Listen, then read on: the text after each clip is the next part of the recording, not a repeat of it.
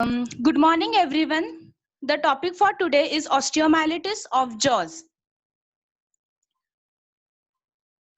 Um, Define osteomyelitis, write pathophysiology, clinical features, and management of chronic osteomyelitis. We'll now come to the definition of osteomyelitis.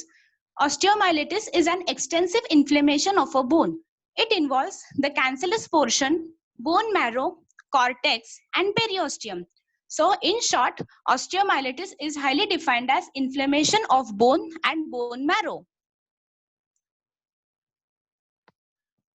The etiology of osteomyelitis. The main etiology of the osteomyelitis is regarding the odontogenic infection. So this odontogenic infection in the sequela of pulpitis, periapical lesions, periapical granuloma, cyst ultimately leads to osteomyelitis. Trauma, because of the traumatic dental extractions, which also leads to osteomyelitis. Also, infections from the orofacial region, infections derived from the hematogenous root, and the compound fractures of the jaws also lead to osteomyelitis. So not only the etiological factors play an important role, the predisposing factors too highly play important role in this. So whenever the patient has altered host immunity, that is whenever the patient's host immunity is decreased, these organisms act very rapidly, which further leads to more severity of the conditions.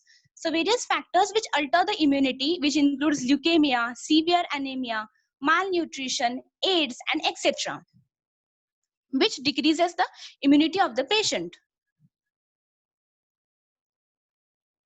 For the pathogenesis to start, first of all, I would like to explain the gross histology of the bone. So in the gross histology of the bone consists of the inner part, which is in the form of cancellous bone, which is a medullary cavity which houses a huge amount of blood vessels. The outer part is the cortex, and the most outer part is the periosteum. So all these three contents, the infection generally travels from the medullary bone, enters into the cortex, ultimately periosteum, and then further perforates through it and enters into the oral cavity. Now we'll come to the pathogenesis. This is a diagrammatic representation of the pathogenesis. The inner part that we can see is mainly the medullary cavity. So not only it is not like that. If the patient is having odontogenic infection, ultimately it will lead to osteomyelitis. There should be balance should be present in between the microbes and the host immunity. If the patient's host immunity is down, ultimately there will be increase in the number of microbes as well as the virulence of the microbes is also increased. These microbes ultimately leads to the inflammatory response, which further increases the capillary permeability, which leads to leakage of the plasma fluids and the leukocytes. So these leukocytes ultimately leads to release of the pro-inflammatory mediators, which are the destructive mediators, that is cytokines like interleukins 1, interleukin 6, etc., which further leads to tissue damage and necrosis. So the pus ultimately gets accumulated, which further leads to enhancement in the medullary pressure, further the vascular collapse and the thrombosis. Ultimately, this thrombosis leads to ischemia and necrosis. Now, because of this pulse, there is compression of the inferior alveolar nerve. And because of the compression, which further leads to paresthesia of the lip, which is a characteristic feature. From the medullary cavity, it enters into the cortex. It involves both Haversian canal as well as the Volkmann canal, which also houses the blood vessels. So there is destruction of the cortex is also seen. From the cortex, it goes below the periosteum, causing lifting of the periosteum. Ultimately leads to perforation and the fistula formation. The three main features seen in the pathogenesis, first one is the sequestrum. Because of this necrosis of the bone, there are necrotic fragments of the bone which have been seen, which are called as sequestra. These sequestra have been separated from the viable bone with the help of the osteoclastic activity.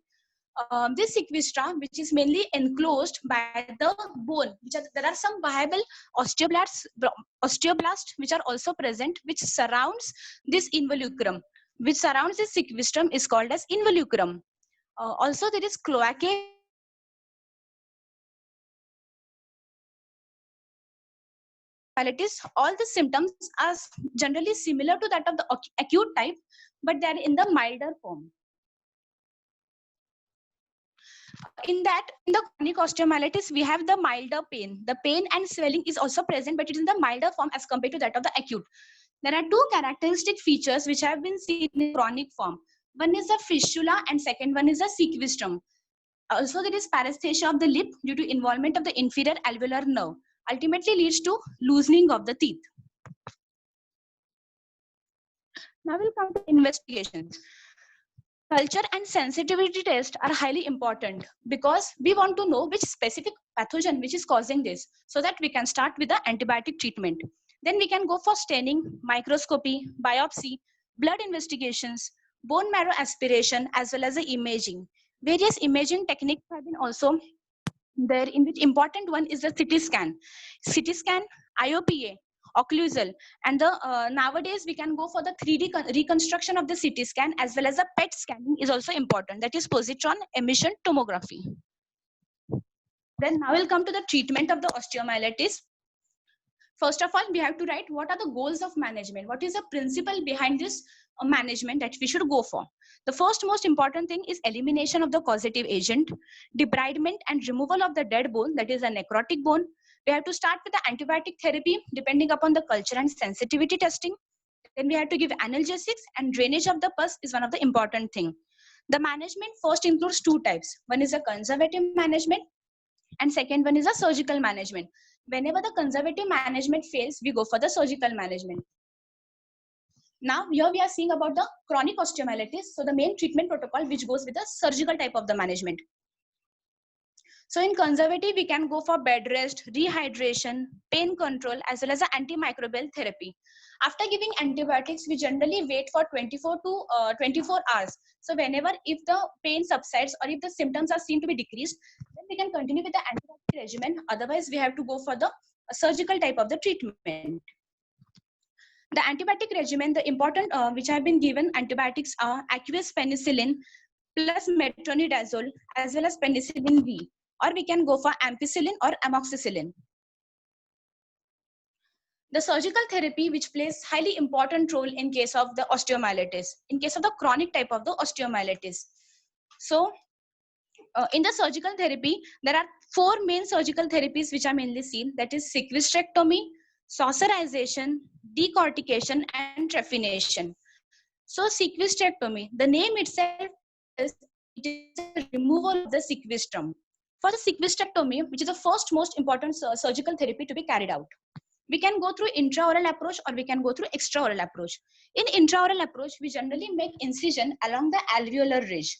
Then we remove, deflect the mucoperiosteal flap. Generally, we have seen before we have seen radiographically the sequestrum. So the sequestrum is just removed with the help of Rongier forceps or osteotome or drilling with the help of burr. We remove the sequestrum.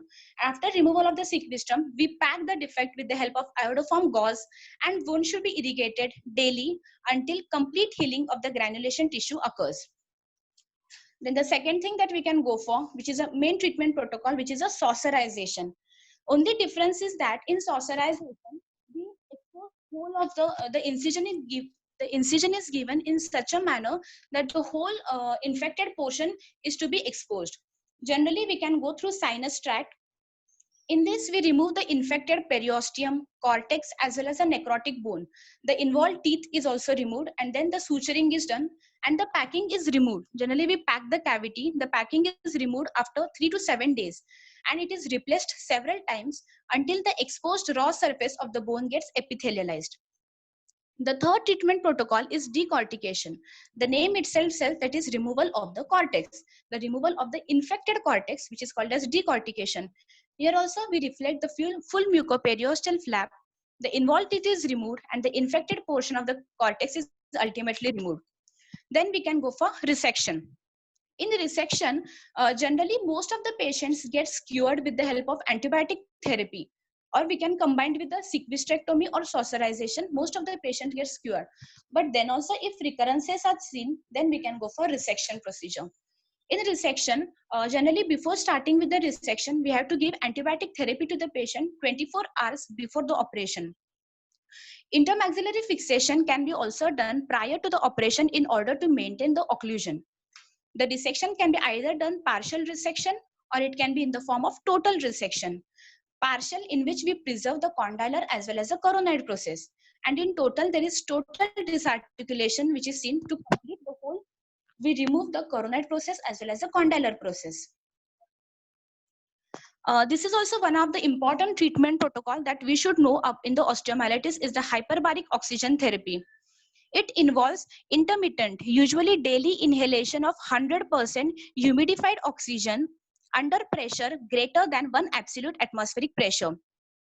Here it involves, here the most important point or the thing that we should know is the 3H marks therapy. 3H marks theory: hypocellularity, hypoxia, and hypovascularity. This hyperbaric oxygen is used to treat all these three conditions, that is 3H marks theory. So these are the sequestrectomy fragments. Whatever we have removed the sequestrum, this is a necrotic bone fragments that we are able to see. Thank you.